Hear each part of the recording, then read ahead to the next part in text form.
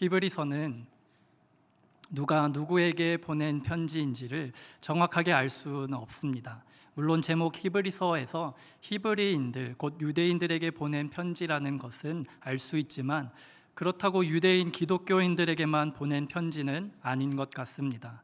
그런데 내용을 읽어보면 믿음과 함께 참으라는 말을 많이 사용하는 것으로 보아 히브리서의 수신자는 신앙생활을 하기에 어려운 환경 가운데 있었던 것만은 분명한 것 같습니다. 오늘 본문 히브리서 11장은 일명 믿음장으로 잘 알려져 있습니다. 히브리서가 믿음장으로 알려진 것에는 오늘 본문 11장 1, 2절 때문이라고 해도 과언이 아닙니다. 본문 1, 2절 말씀입니다. 믿음은 바라는 것들의 실상이요 보이지 않는 것들의 증거니 선진들이 이로써 증거를 얻었느니라. 즉 믿음이란 우리가 미래에 일어나기를 소망하는 일들이 실제 현실에서 나타난 것처럼 확실하게 보증해 주는 것이라고 설명합니다. 그리고 보이지 않는 것들의 증거라는 말은 눈으로 볼 수 없는 것들을 확실하게 증명해 주는 것이 믿음이라는 말씀입니다. 구약의 믿음의 선조들이 바로 이러한 믿음, 즉 지금 당장 눈에는 보이지 않지만 마치 실제 현실에서 나타난 것으로 확실하게 믿는 믿음으로 살았기 때문에 의로운 사람으로 하나님의 인정을 받았다고 선진들이 이로써 증거를 얻었느니라고 2절에 말씀합니다. 그리고 3절 이하에서는 그러한 믿음의 선진들의 예를 구체적으로 들고 있는데 제일 먼저 천지 창조 사건부터 언급하고 있습니다. 본문 3절 말씀입니다. 믿음으로 모든 세계가 하나님의 말씀으로 지어진 줄을 우리가 아나니 보이는 것은 나타난 것으로 말미암아 된 것이 아니니라. 이 세상 모든 세계가 하나님의 말씀으로 창조되었다는 사실을 지식이나 경험이 아니라 오직 믿음으로 알게 되었다고 말씀합니다. 그리고 3절 하반절 보이는 것은 나타난 것으로 말미암아 된 것이 아니니라는 말씀은 바로 앞에 천지 창조 사건을 반복 설명하고 있습니다. 보이는 것이란 상반절의 모든 세계를 가리키고 나타난 것으로 말미암아 된 것이 아니라는 것은 눈에 나타나 보이는 것으로 만들어진 것이 아니라 눈에 보이지 않는 것, 곧 하나님의 말씀에서 나왔다는 것입니다. 우리가 예배 때마다 우리의 신앙을 고백하는 사도신경의 첫 문장, 나는 전능하신 아버지 하나님 천지의 창조주를 믿습니다가 바로 3절과 같은 내용임을 알 수 있습니다. 믿음의 고백 중에서 제일 중요하고 기본적인 신앙 고백이 천지를 창조하신 하나님을 믿는 믿음이기 때문에 오늘 본문의 믿음의 증거들 중에서 제일 처음으로 제시하고 있고 사도신경에서도 제일 첫 고백으로 시작하고 있는 것입니다. 사실 그렇습니다. 하나님이 천지 창조를 하셨다는 이 믿음의 고백을 할 수 있다면 지구상에서 일어나는 어떠한 사건도 믿을 수 없는 일이 없습니다. 아무것도 없던 것에서 눈에 보이지 않는 말씀으로 눈에 보이는 온 우주 만물이 만들어졌는데 이 세상에 믿지 못할 일이 어디 있겠습니까? 홍해 바다가 갈라지는 일은 엄청난 기적입니다. 그런데 홍해도 존재해야 갈라지는 기적이 일어날 수 있습니다. 하나님의 말씀으로 바다를 만들지 않으면 바다가 갈라지는 기적은 애초에 일어날 수가 없는 겁니다. 그래서 하나님이 천지를 창조하신 이를 믿으면 홍해가 갈라지는 기적은 당연히 믿을 수밖에 없습니다. 왜냐하면 홍해가 갈라지는 기적은 홍해를 만드는 것보다 쉬운 일이기 때문입니다. 우주를 만드시고 우주의 질서를 만드신 하나님은 우주의 질서를 잠시 무시할 수 있으십니다. 그것을 우리가 기적이라고 합니다. 하지만 사실 우리는 기적보다 더 큰 기적 속에서 살아가고 있다는 사실을 알아야 합니다. 공기를 마시며 숨을 쉬는 것이 기적이고 적당한 햇빛과 비를 누리는 것이 기적입니다. 우리는 지금 편하게 숨을 쉬며 공기를 마시며 예배를 드리고 있습니다. 이것이 기적이 아니고 무엇이겠습니까? 그래서 하나님의 말씀으로 천지를 창조하셨다는 사실을 믿는 믿음이 믿음의 첫 출발이고 기본이 되는 믿음이기 때문에 많은 믿음의 예들 중에서 제일 처음으로 언급한 것입니다. 사실 성경이 시작되는 창세기 1장 1절 태초에 하나님이 천지를 창조하시니라는 말씀을 믿는다면 성경 전체를, 그리고 제일 마지막에 있는 요한계시록 22장 20절 아멘 주 예수여 오시옵소서라는 믿음의 고백은 자연스럽게 할 수 있습니다. 오늘 본문 3절 이하에 보시면 이런 믿음을 가진 믿음의 선진들을 소개하고 있습니다. 4절에 아벨로부터 시작하여 5절에 에녹, 7절에 노아, 8절에 아브라함까지 연대순으로 믿음의 선진들의 예를 열거하고 있습니다.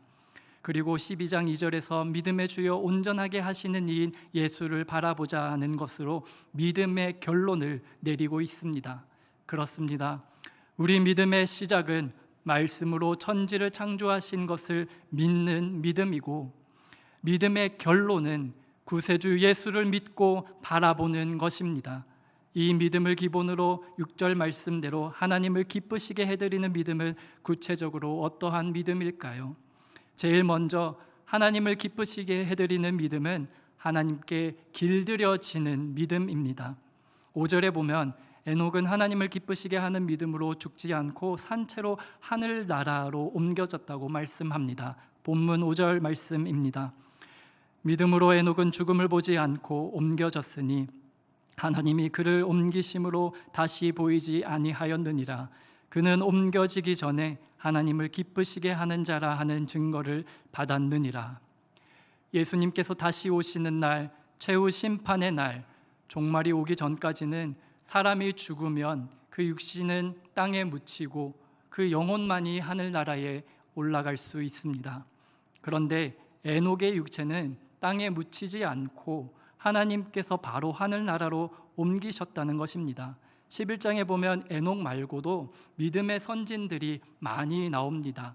그런데 오직 에녹만 죽지 않고 육신 그대로 하늘로 옮겨졌습니다. 그 이유를 창세기 5장 24절에서는 이렇게 말씀합니다. 에녹이 하나님과 동행하더니 하나님이 그를 데려가심으로 세상에 있지 아니하였더라. 하나님이 에녹과 동행하더니 에녹을 하늘로 데려가셨다는 것입니다. 무슨 말입니까? 하나님께서 에녹과 함께 해보니까 너무 마음에 드신 겁니다. 에녹하고 같이 있으면 시간 가는 줄을 모를 정도로 너무 마음이 편하신 것입니다. 에녹이 하나님과 동행하며 하나님을 기쁘시게 하는 자이기에 하늘로 데리고 가셨다는 겁니다. 여러분, 우리가 먼 길을 떠날 때, 서울에서 부산에 내려갈 때에 자동차와 KTX, 비행기 중에 제일 빨리 가는 방법이 무엇이겠습니까? 정답은 무엇을 타고 가든 내가 좋아하는 사람, 내 마음을 편하게 해주는 사람과 같이 가면 제일 빨리 갈 수 있습니다. 부산까지 1시간 만에 가는 비행기를 타고 가더라도 마음 불편한 사람이 옆에 타고 있으면 그 1시간이 마치 10시간 같을 겁니다. 하지만 아무리 오랜 시간이 걸려도 사랑하는 사람과 함께 걸어간다면 그 시간이 너무나 빨리 지나가 버릴 것입니다. 에녹이 그렇게 하나님의 마음을 편하게 해드렸다는 것입니다. 하나님이 에녹과 동행하시는데 하나님이 말씀하시기도 전에 먼저 알아서 하나님을 기쁘시게 해드렸다는 겁니다. 한마디로 하나님에게 완전히 길들여진 믿음의 사람이었다는 겁니다. 생텍쥐베리의 어린 왕자를 보면은 여러 별을 돌아 지구에 온 어린 왕자가 지혜로운 여우를 만납니다. 친구가 되고 싶어 했습니다. 이때 여우는 어린 왕자에게 이런 말을 합니다. 네가 나와 친구가 되고 싶으면 나를 길들여줘. 그렇습니다. 우리가 정말 하나님과 친한 친구 사이가 되고 하나님과 동행하기 위하여서는 하나님의 손에 길들여져야 합니다. 내 생각과 내 방법이 아닌 하나님의 방법으로 길들여져야 합니다. 이렇게 믿음은 길들여지는 것입니다. 그런데 우리는 나의 방식과 내 생각대로 하나님을 다루려고 합니다. 여러분, 다윗이 하나님을 잘 다루었기 때문에 이스라엘의 왕이 되었습니까? 그렇지 않습니다. 오히려 다윗은 하나님에 의해 철저하게 길들여졌기 때문에 그 결과 이스라엘의 왕이 되었습니다. 여러분, 창조주 하나님을 우리의 가정과 우리의 사업을 번성케 하시고 어려운 일 닥칠 때에 척척 해결해 주시는 해결사 하나님으로 제한시키면 안 됩니다. 하나님은 절대 우리 사람들에 의하여서 다루어지는 분이 아닙니다. 여러분, 우리의 계획이 어그러질 때에, 우리에게 뜻하지 않았던 상황이 일어날 때, 오히려 그런 상황 속에서 우리를 다루시는 하나님을 만나시기 바랍니다. 그리고 하나님께 모든 것을 맡기십시오. 그래야 하나님께 길들여집니다. 우리가 하나님 손에 길들여지지 않으면 우리는 절대로 거룩해질 수가 없습니다. 세상과 구별될 수가 없다는 말입니다. 내가 하나님을 다루려고 하면 제한된 하나님을 만날 수밖에 없습니다. 결론은 분명합니다. 우리가 하나님 손에 의해 길들여질 때 우리의 삶은 날로 날로 성숙한 믿음의 경지 속으로 들어갈 수 있게 됩니다. 찬송가 425장 중에 이런 고백이 있습니다. 진흙과 같은 날 빚으사 주님의 형상 만드소서. 이 찬송의 고백처럼 하나님이 우리를 빚어가시는 대로 온전히 하나님 손에 길들여지는 것, 그것이 믿음인 것입니다. 사랑하는 성도 여러분, 내 생각과 나의 방법이 아닌 하나님에 의해 길들여지심으로 하나님과 동행하는, 하나님을 기쁘시게 해드리는 믿음의 사람들 다 되시기를 주님의 이름으로 축원합니다. 두 번째로, 하나님을 기쁘시게 해드리는 믿음은 용기를 필요로 합니다. 오늘 본문 2절에서 믿음의 선진들이 앞을 예측할 수 없는 상황에서 보여준 그들의 믿음으로 하나님의 인정을 받았다고 말씀하고 있습니다. 그런데 하나님의 인정을 받는 믿음에는 많은 용기를 필요로 합니다. 히브리서 11장 7절 말씀입니다. 믿음으로 노아는 아직 보이지 않는 일에 경고하심을 받아 경외함으로 방주를 준비하여 그 집을 구원하였으니 이로 말미암아 세상을 정죄하고 믿음을 따르는 의의 상속자가 되었느니라. 노아는 하나님의 명령에 따라 비가 오지 않는 마른 땅 위에서 배를 만들었습니다. 그것도 강과 바다에서 멀리 떨어져 있는 육지 한가운데에서 방주를 만들었습니다. 그러한 상황 가운데서 방주를 만들기 위하여서는 큰 용기가 필요하였습니다. 히브리서 11장 17절 말씀입니다. 아브라함은 시험을 받을 때에 믿음으로 이삭을 드렸으니 그는 약속들을 받은 자로 돼 그 외아들을 드렸느니라. 아브라함은 100세에 얻은 아들을 제물로 바치라는 하나님의 명령에 순종하기 위하여서 가슴이 찢어지는 용기가 필요하였습니다. 홍해를 건넜던 이스라엘 백성들은 어땠습니까? 히브리서 11장 29절에 믿음으로 그들은 홍해를 육지같이 건넜다고 기록합니다. 이스라엘 백성들이 출애굽할 때 바로의 군사가 뒤쫓아왔습니다. 앞에는 홍해가 가로막혀 있었습니다. 하나님의 명령으로 모세가 바다를 향해 지팡이를 뻗으니까 홍해가 양쪽으로 갈라졌습니다. 그리고 좌우에 벽이 만들어졌습니다. 이제는 갈라진 바닷물 그 벽 사이로 걸어가기만 하면 됩니다. 그런데 아무리 바다가 갈라져 있다 하더라도 바다 사이를 걸어가기만 하는 것, 그것이 쉬운 일이 아닙니다. 용기가 필요합니다. 우리가 이야기로 들어서 그렇지 그런 상황을 직접 당한 사람들에게는 갈라진 바다 사이를 성큼성큼 걸어 들어가는 일이 결코 쉽지 않았을 것입니다. 여러분 생각해 보십시오. 바다가 갈라져서 양쪽에 시퍼런 바닷물이 벽처럼 서 있으면 당장이라도 또 그 물이 덮칠까 봐 그렇게 보이면은 겁이 날 겁니다. 이스라엘 백성들은 하나님께서 이끄시는 대로 용기를 내어 홍해를 건넜습니다. 하지만 조금이라도 빨리 바닷물의 두려움에서 벗어나기 위해서 아마도 대부분 뛰어가거나 종종 걸음으로 건너갔을 것입니다. 이렇게 믿음은 용기를 필요로 합니다. 정탐꾼을 숨겨주었던 기생 라합은 죽음을 각오한 용기가 필요했습니다.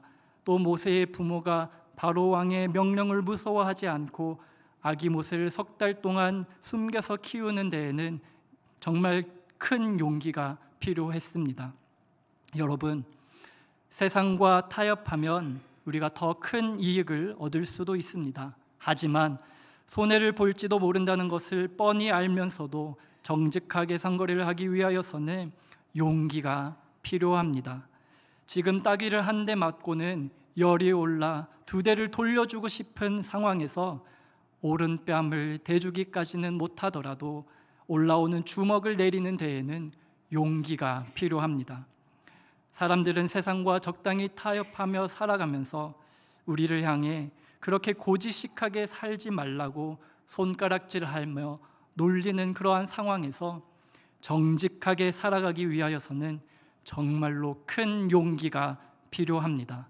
사랑하는 성도 여러분, 내가 이길 수 있음에도 하나님께서 주시는 용기를 가지고 이웃을 위해 담대히 양보하고 과감하게 포기하며 져주기도 하고 또한 돈과 시간을 손해해 보더라도 매사에 정직하게 살려고 노력하는 진정으로 용기 있는 믿음의 사람이 다 되시기를 주님의 이름으로 축원합니다. 세 번째로 하나님을 기쁘시게 해드리는 믿음은 주님께 시선을 고정시키는 믿음입니다. 믿음이 용기이고 그 용기의 출처가 나와 함께 하시는 여호와 하나님이라고 할 때에 믿음은 또 무엇이라고 할 수 있습니까? 믿음은 시선입니다. 믿음은 나와 함께 하시는 하나님을 늘 내 눈으로 바라보면서 사는 것입니다. 11장에서 믿음의 선진들의 예를 열거한 후에 12장 2절에서 믿음의 결론을 내리고 있다고 했습니다. 히브리서 12장 2절 상반절 말씀입니다. 믿음의 주요 또 온전하게 하시는 이인 예수를 바라보자. 아멘. 믿음은 주님을 바라보는 것입니다. 그렇습니다. 믿음은 하나님을 향한 시선입니다. 하나님께서 모세를 통하여 이스라엘 백성을 애굽에서 불러내셨습니다. 그런데 불러낸 곳이 하필이면 풀 한 폭이 물 한 방울 찾기 어려운 그런 메마른 광야로 불러내셨습니다. 또 하나님께서는 모세에게 십계명을 주시기 위하여서 마실 물도 없고 그늘도 없는 바위로 가득 찬 2300m 높이의 시내산으로 올라오라고 하셨습니다. 하나님께서는 왜 시내산 꼭대기로 모세를 부르시고 40일 동안 머물게 하셨겠습니까? 시내산에는 나무 한 그루 보이지 않습니다. 감상할 것이 아무것도 없습니다. 그래서 오직 하나님께만 시선을 고정할 수 있는 것입니다. 오직 하나님만 생각할 수 있는 것입니다. 모세를 시내산에 불러올리신 이유입니다. 하나님께서는 이스라엘 백성을 광야로 불러내심으로 다윗을 광야로 바위 협곡으로 부르심으로 모세를 시내산 위로 부르심으로 하나님을 향한 시선을 고정시켜 주셨습니다. 왜냐하면 광야와 바위산에서는 하나님께만 시선을 고정할 수밖에 없는 장소이기 때문입니다. 여러분, 우리가 살아가다가 광야와 같은 바위산과 같은 앞이 보이지 않는 답답하고 어려운 경우를 맞이하는 이유가 무엇인지 아십니까? 광야와 같은 삶을 살아볼 때에야, 바위산과 같은 답답한 인생 경험을 해볼 때에야 우리의 시선이 하나님께 고정되기 때문입니다. 그래서 하나님께서는 믿음의 선조들을 억지로 광야로 바위산으로 불러내셨습니다. 세상을 볼래야 볼 수 없고 오직 하나님만 바라볼 수밖에 없는 곳으로 불러내신 것입니다. 한 TV 프로그램에서 이제 막 기어다닐 수 있는 아기들을 대상으로 실험을 하였습니다. 커다랗고 긴 테이블 위 한쪽 끝에 아기를 올려두고 반대쪽에는 엄마를 의자에 앉아있게 했습니다. 그런데 테이블 중간에는 1m 폭의 깊은 공간을 만들어 놓았습니다. 그냥 기어가다가는 테이블 아래로 떨어지게 되는 겁니다. 그런데 사실은 그 위를 두꺼운 강화 유리로 덮어 놓았습니다. 그래서 그냥 기어가기만 하면은 떨어지지 않는 것입니다. 실험을 시작했습니다. 아기는 반대쪽에 앉아있는 엄마를 보고서 방긋 웃으며 기어가기 시작합니다. 그런데 바로 테이블 절벽 앞에서 이제 멈칫합니다. 아기가 다시 엄마 얼굴을 쳐다봅니다. 이때 엄마는 아기를 쳐다보지 않고 무표정하게 다른 곳을 쳐다보는 겁니다. 아기는 도움을 요청하는 얼굴로 엄마를 바라보는데 엄마는 아기를 보지 않고 외면합니다. 그러면 그 아기는 그 장애물을 넘어가지 못합니다. 실험에 참가한 모든 아기들이 다 그러한 모습을 보여주었습니다. 이번에는 엄마가 처음부터 반대편에서 기어오는 아기를 향하여 손을 벌리고 웃고 손짓을 합니다. 아기가 방긋 웃으며 재빨리 기어갑니다. 이번에도 테이블 낭떠러지에서 잠깐 멈칫합니다. 테이블 아래를 절벽을 잠깐 쳐다봅니다. 하지만 엄마의 웃는 얼굴과 손을 벌리는 그 모습을 보고는 조금의 망설임도 없이 그 빈 공간 위를 기어가는 겁니다. 실제로는 투명 유리 위를 기어가는 것이지요. 엄마만 쳐다보고 있으면 아기에게 절벽 따위는 아무런 두려움이 대상이 아니었던 것입니다. 여러분, 하나님을 향한 우리의 믿음이 이러해야 합니다. 하나님은 언제나 우리를 향해 두 팔 펴고 우리를 받아주실 준비를 하고 계십니다. 그러므로 우리가 우리 앞에 놓여 있는 장애물과 낭떠러지를 잠깐 흘낏 쳐다보고는 하나님께 시선을 집중하고 나아가기만 하면 됩니다. 그 위에 하나님께서 만들어 놓으신 투명 유리가 놓여 있습니다. 그래서 전혀 떨어질 염려가 없습니다. 그런데 사람들은 하나님께 시선을 집중하지 않고 눈에 보이는 낭떠러지 때문에 걸음을 내딛지를 못합니다. 사랑하는 성도 여러분, 믿음은 주님께 시선을 고정하는 것입니다. 아무리 우리 앞에 캄캄한 골짜기와 낭떠러지와 같은 그런 장애물이 있어도 오직 주님께만 우리의 시선을 고정시키심으로 아기에게 엄마의 품과도 같은 여호와 샬롬의 복을 누리시기를 주님의 이름으로 축원합니다. 우리가 하나님을 기쁘시게 해드리는 믿음에 관해서 세 가지 말씀을 나누었습니다. 믿음은 하나님께 길들여지는 것이고, 믿음은 용기가 필요하고, 믿음은 주님께 시선을 고정하는 것이라고 했습니다. 그런데 정말 큰 믿음은 믿음이 필요 없는 믿음, 믿을 필요가 없는 믿음입니다. 믿음이 필요 없는 믿음, 간단한 예를 들어 설명하겠습니다. 자신의 생각을 이제 막 표현할 줄 아는 서너 살 정도 되는 아기가 아빠와 재밌게 놀고 있습니다. 그리고 아빠가 아들을 높은 곳에 올려놓고는 아빠가 받아줄 테니까 뛰어내리라고 말합니다. 그때 아이는 아빠 정말 받아줘야 돼요 하고 다짐을 받고 또 다짐을 받습니다. 아이가 아빠를 온전히 믿지 못했다는 그러한 증거이지요. 왜냐하면 이 아빠와의 좀 안 좋았던 추억이 하나 있었기 때문입니다. 며칠 전에 이 아들과 아빠가 함께 목욕탕에 갔습니다. 아버지가 탕에 먼저 들어가서는 시원하다 이렇게 이야기를 합니다. 그리고 아들 보고 탕에 들어오라고 했습니다. 아들이 뜨거워서 안 들어간다고 하니까 아빠가 하나도 안 뜨겁다고 시원하다고 말합니다. 아들은 아빠 정말요? 진짜죠? 하면서 아빠 말만 믿고 목욕탕에 몸을 담갔습니다. 그런데 생각보다 너무 뜨거웠던 것입니다. 뜨거워하면서 탕에서 뛰쳐나왔습니다. 그리고는 아버지가 자기에게 거짓말했다고 원망한 거였습니다. 이런 기억이 있다 보니까 아빠가 아이에게 높은 곳에서 뛰어내리라고 할 때에 여러 번 다짐을 받아냈던 것입니다. 어쨌든 아빠가 틀림없이 자기를 받아준다니까 아이는 아빠 품으로 뛰어내립니다. 바로 그때 뛰어내리는 아이는 아빠가 받아줄 것이라는 믿음으로 뛰어내립니다.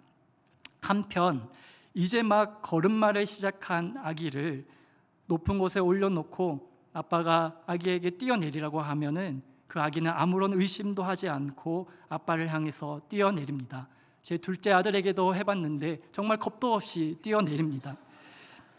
이 경우는 아기가 자기가 뛰어내리면 아빠가 반드시 받아줄 것이라는 믿음이 있어서 뛰어내리는 것이 아닙니다. 믿음과는 상관없이 아빠가 뛰어내리라고 하니까 그냥 뛰어내리는 것입니다. 아빠이기 때문에 뛰어내린 것입니다. 이것이 바로 믿음이 필요 없는 믿음 이상의 믿음입니다. 여러분, 하나님을 향한 우리의 믿음이 바로 이러해야 합니다. 이 믿음이 바로 하나님이 원하시는 최고의 믿음입니다. 아기가 자기 온몸을 아빠, 엄마에게 맡길 때 그 부모가 아기를 안는 기쁨은 말할 수 없는 기쁨입니다. 우리가 우리의 삶을 온전히 하나님께 맡길 때에 하나님 아버지의 기쁨은 이루 말할 수 없을 것입니다. 본문 6절에서 말씀합니다. 믿음이 없이는 하나님을 기쁘시게 하지 못하나니 하나님께 나아가는 자는 반드시 그가 계신 것과 또한 그가 자기를 찾는 자들에게 상 주시는 이심을 믿어야 할지니라. 이 말씀의 믿음이 바로 믿을 필요가 없는 믿음이 필요 없는 믿음인 것입니다.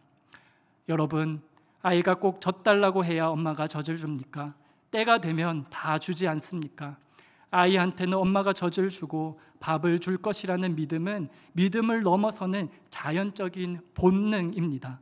아기가 엄마 품을 파고들며 젖을 찾는 것은 믿음으로만 설명할 수 없는 것입니다. 본능은 믿음을 초월합니다. 갓난아기가 엄마 품에 있을 때에 가질 수 있는 편안함, 믿음이 필요 없는 그 평안을 우리가 하나님 품 안에서도 누릴 수 있다면 그 믿음이 바로 믿음이 필요 없는 믿음 이상의 믿음입니다. 그러한 믿음을 우리가 가지게 된다면 정말 우리는 이 세상 살아가는데 아무 걱정할 필요가 없을 것입니다. 하나님께서 이러한 믿음으로 나온 자녀들에게 그 필요를 다 채워주실 줄로 믿습니다. 예수님께서도 말씀하셨습니다. 마태복음 6장 32절 말씀입니다. 이는 다 이방인들이 구하는 것이라 너희 하늘 아버지께서 이 모든 것이 너희에게 있어야 할 줄을 아시느니라. 사랑하는 성도 여러분, 내 마음에 끌리는 대로 하나님을 다루는 사람이 아니라 하나님에 의해 길들여지는 믿음의 사람, 하나님께서 주시는 용기를 가진 믿음의 사람, 또한 주님께만 시선을 집중하는 믿음의 사람 되시기를 바랍니다. 무엇보다 물 흐르듯 자연스럽게 흘러나오는 믿음, 아기가 엄마 품에 안기듯이 믿음이 필요 없는 본능적인 믿음을 통하여 하나님의 마음을 기쁘시게 해드리는 믿음이 필요 없는 믿음의 사람들이 다 되시기를 주님의 이름으로 축원합니다. 기도하시겠습니다. 사랑과 자비의 하나님, 오늘 주신 말씀처럼 용기 있는 믿음의 사람이 되기를 원합니다. 세상 바라보지 않고 주님께만 시선을 고정시키는 믿음의 사람 되기를 원합니다. 내 생각대로 하나님을 제한시키지 않고 하나님의 말씀에 의해 길들여지는 믿음의 사람 되기를 원합니다. 무엇보다 하루하루 순간순간의 삶 속에서 물 흐르듯 흘러가는 믿음이 필요 없는 믿음의 사람이 될 수 있도록 성령님께서 도와주시옵소서. 우리 주 예수 그리스도의 이름으로 기도드립니다. 아멘.